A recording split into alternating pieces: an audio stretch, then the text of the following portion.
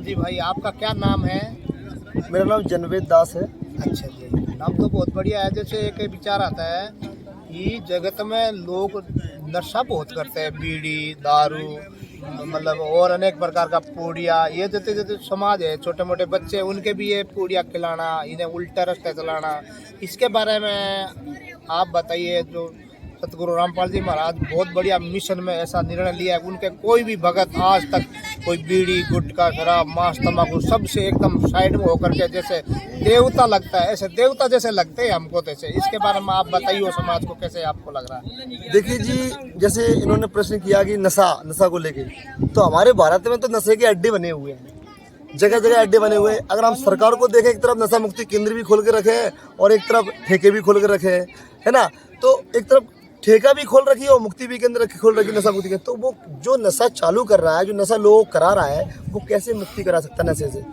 लेकिन संत रामपाल जी महाराज जी के ज्ञान में वो पावर है, मंत्रों में वो पावर है। जब किसी व्यक्ति को वो मंत्र मिल जाते हैं, वो साधक को साधना मिल जाती है, भक्ति मिल जाती है, और जब वो मंत्रों का जाप करता है तो उसको नशे की लत बिल्कुल हमेशा के लिए छूट जाती है उसकी, क्योंकि मंत्रों में वो पावर है। और जो धर्म गुरु है भारत में, जो नशा कहते हैं ना कि आज तो समाज को बिगाड़ रहे हैं, वो सुधार नहीं रहे हैं। क्योंकि नशा एक ऐसी चीज़ है, मैंने देखा है कि लोग भक्ति तो साधना तो करते हैं, लोग ही वो मनमाना आचरण करते हैं। अब जैसे अभी शिवरात्रि का समय था, 8 तारीख को शिवरात्रि थी, तो वहाँ पे उस दिन क्या था कि लोग मतलब पूजा कर रहे हैं, अपनी जो साधना करते हैं, अपने मनमाना आचरण वो कर तो रहे हैं, फिर शंकर जी को नशे का भोग लगा रहे हैं, धतूरा, भांग और कहते हैं ना, सब पी रहे हैं और नशा कर रहे हैं, और कहते हैं हम व्रत भी करते हैं। तो ये चीज़ें सब मनमुखी साधना है, और नशे को कहते हैं ना, हमारे समाज को आज गंदा कर रहे हैं। हमारे धर्म गुरु जैसे मान लो आज अगर ठीक है, अगर वो नशा बंद करा देते, उनके मंत्रों में, उनकी भक्ति में, शक्ति में पावर होती, शक्ति होती, तो आज वो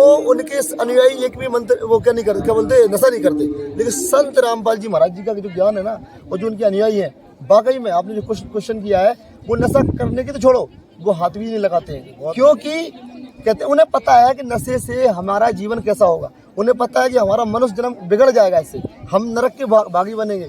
लेकिन संत रामपाल जी महाराज जी का ज्ञान ही ऐसा है, वो शास्त्रों के अनुसार बताते हैं। लेकिन ये धर्मगुरु है। अब हमें बताइए, शंकर जी ने कब सेवन किया उसका, नशे का, शराब का, या कोई धतूरे का, भांग का कब किया है? कहीं वर्णन हो इसका किसी ग्रंथ में, पुराण में? तो हमें बताओ आप। किसी भी ग्रंथ में, पुराण में वर्णन नहीं है इसका। ये तो सब लोगों ने अपनी दुकानें चला रखी हैं, सब ठग रहे हैं हमें यहाँ पे। ये काल भगवान ऐसी प्रेरणा इनके अंदर बनाए रखे हैं कि सब ठग बैठे हैं यहाँ पे, और नशा खोल रखे हैं, बिगाड़ रखा है समाज को। संत रामपाल जी महाराज जी का अनुयायी मैं गारंटी से कहता हूँ और दावे से कहता हूँ, संत रामपाल जी महाराज जी का एक छोटा बच्चे से लेकर बूढ़े तक कोई भी हाथ तक नहीं लगाता। और अगर आप चाहते हो देखना, तो संत रामपाल जी महाराज जी का यूट्यूब चैनल है, संत रामपाल जी महाराज जी के नाम से। साधना चैनल है, श्रद्धा चैनल है, 2 बजे सत्संग आता है दिन में। इस चैनल पे सुबह 6 बजे आता है, शाम को साधना चैनल 7:30 बजे आता है। भक्तों के इंटरव्यू सुन सकते हैं, उसमें अपना अनुभव बताते हैं वो। और ऐसे कई सारे जीता जागता उदाहरण है, हजारों लाखों लोग हैं संत रामपाल जी महाराज जी के अनुयायी हैं, जो आज नशा छोड़ो, हाथ मतलब पीना छोड़ो, हाथ भी लगाते हैं। यानी कि संत रामपाल जी महाराज जी का ज्ञान ही ऐसा है, जो समाज को एक नई ओर लेके जा रहा है, नई दिशा के लिए लेके जा रहा है। लेकिन और धर्मगुरुओं को देखो आप, भक्ति भी कराते हैं, जो भी कराते हैं वो अपनी तरह से कराते हैं, लेकिन उनके अनुयायी बीड़ी पीते हैं, हुक्का पीते हैं, मांस खाते हैं, तंबाकू पीते हैं, खाते हैं, सब कुछ करते हैं, फिर उनकी भक्ति में पावर ही नहीं है। और कहते हैं कि हमारे गुरुजी कहते हैं, तंबाकू के बारे में बताया गुरुजी ने कि तंबाकू कैसे बनी है, वो तो सत्संग से ही मालूम चलेगा, जब सत्संग सुनोगे, है ना, कि तंबाकू की उत्पत्ति कैसे हुई है, तंबाकू बनती कैसे है, नशा करने से हमारे शरीर में हानि क्या होती है, हमारा मनुष्य जन्म पर क्या प्रभाव पड़ता है ना, हमारा जो मोक्ष है वो मतलब नशा करने से मिलेगा नहीं मिलेगा।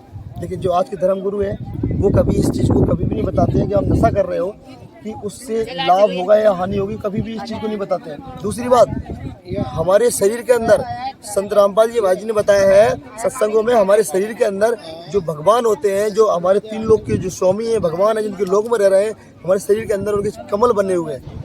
कमल बने हुए, जैसे मान लो अपने घर में हमारा घर स्वच्छ रहता है, साफ सुथरा रहता है, पर डे हम उसमें झाड़ू लगाते हैं। अगर उस घर में हम रोज पर डे कचरा फैलाएंगे, तो हमारे माँ बाप को भी अच्छा लगेगा, हमको भी अच्छा लगेगा।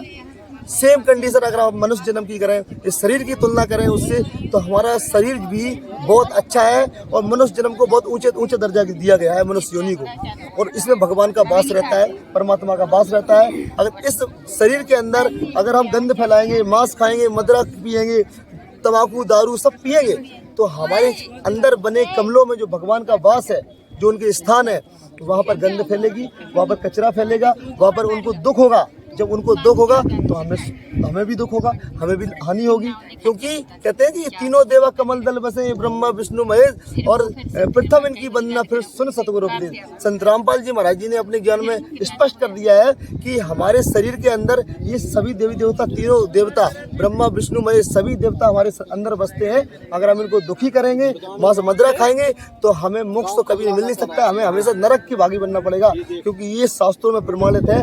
और शिव महापुराण में भी और जैसे कि गरुड़ पुराण में भी कई सारी जगह इसका प्रमाण है, नशे का भी प्रमाण है कि आप नशा करते हो तो आपको नरक में ही जाना पड़ेगा, और मोक्ष पाना है संत रामपाल जी महाराज सतलोक आश्रम में ही आना पड़ेगा, तब जाके आप मोक्ष पा सकते हो, सही भक्ति की राहें देख सकते हो यहाँ आने के बाद। अच्छा, अब बात आती है जो जीव 84 लाख जोड़िया में जाता है तो बहुत भारी कष्ट उठाना पड़ता है उसको इस नशे के वजह, यह उल्टी साधना करने के वजह। तो इसके लिए गुरुजी ने बहुत बड़ा एक समाज के लिए अच्छापन लाया के दिखाया है, और जो रमणी होती है, शादी होती है, उसमें निःशुल्क 1 रुपया भी नहीं लगता है। ये बहुत बड़ी अच्छी चीज़ लगी मुझे। देखिए, संत रामपाल जी महाराज जी के लाखों नहीं करोड़ों अनुयायी हैं, और काफ़ी सतलोक आश्रम चल रहे हैं उनके, और संत रामपाल जी महाराज जी के यहाँ जितने भी अनुयायी हैं वो अपने लड़के हो, लड़का हो या लड़की हो, जो संत भाषा में, आध्यात्मिक भाषा में देखा जाए तो उसे रमणी विवाह कहा जाता है, यहाँ पर निःशुल्क होता है। आज के टाइम में दहेज एक ऐसी कुरीति बन चुकी है मानव समाज में, जिससे लड़कियों को बहुत ज़्यादा पीड़ित प्रताड़ित किया जाता है। उनको कभी कभी तो ऐसा होता है ना कि डॉक्टर बता देते हैं, जांच कराते हैं कि बच्ची है, बच्चा जो भी है, तो कभी कभी गर्भ में ही उनको मार दिया जाता है। तो ऐसा कभी बहुत बार देखा गया है। लेकिन संत रामपाल जी महाराज जी के ज्ञान में और उनके अनुयायियों के अंदर ये चीज़ है कि वो न तो दहेज लेते हैं और ना ही देते हैं। आपका फ्री ऑफ कॉस्ट आपकी शादी होगी, ना 1 रुपया लिया जाएगा ना दिया जाएगा। आज के समाज में लाखों रुपए की डिमांड की जा रही है दहेज को लेके, और आज के युवाओं में यही चीज़ चल रही है कि पढ़ लिख के क्या करते हैं, अपनी पढ़ाई करते हैं, एजुकेशन को महत्व देखा है। लड़का अगर शादी वाला आता है तो बोलते हैं लड़का हमारा 12वीं पास है, इंटर है या BA पास है, पढ़ाई लिखाई अच्छी बता देते हैं, दहेज अच्छा मिल जाए।